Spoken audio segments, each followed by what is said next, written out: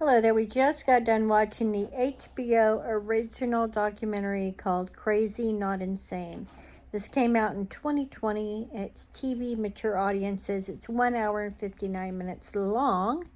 And it says a provocative look at the minds of serial killers through the lens of renowned psychologist or psychiatric or psychiatrist. Yeah, it's not psychiatrist. Yeah, it is psychiatrist, isn't it? Yeah. Dorothy Lewis.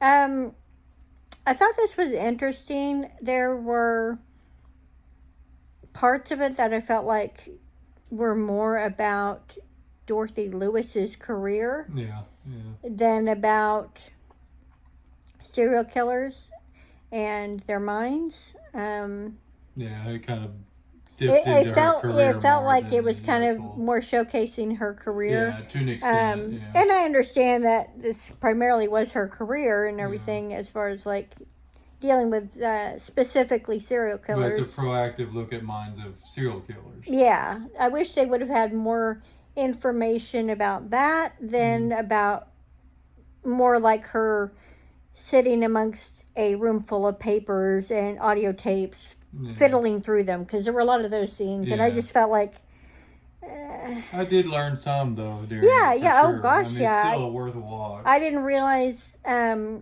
how prevalent people with mental illness get executed.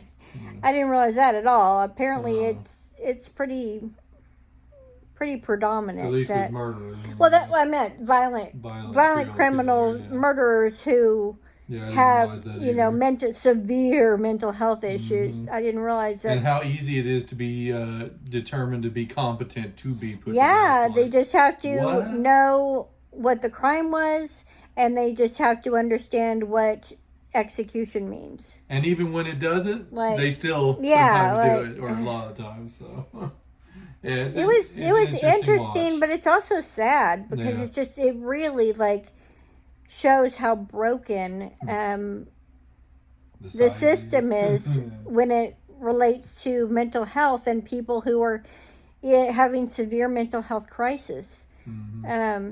It's worth watching. It is a little on the slow side. It is a nearly 2-hour it felt documentary. Longer than 2 hours. I said, there was a lot of scenes where I wish we would have actually fast forwarded through, just her sitting in the living room with papers everywhere and stuff. Didn't add to it. Yeah, but I would give this, I'd say, a 3 out of 5. 3, solid 3 at least. It was interesting. It was educational.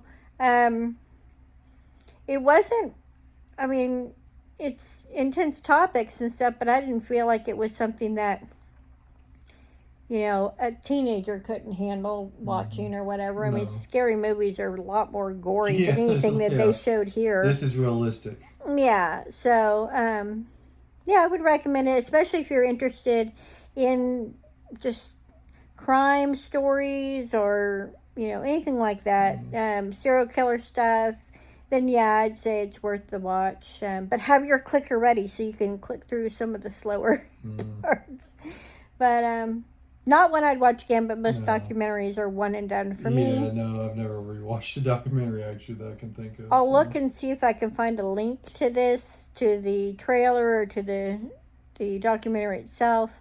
If you've seen HBO's original Crazy Not Insane documentary, let me know what you thought of it. And if you haven't, do you watch documentaries in general? Do you like documentaries? For me, I like them, but oftentimes they make me overwhelmed a little? Well, a little overwhelmed, but mostly they kind of just make me feel hopeless because it just shows how in so many aspects of living we just don't progress at all.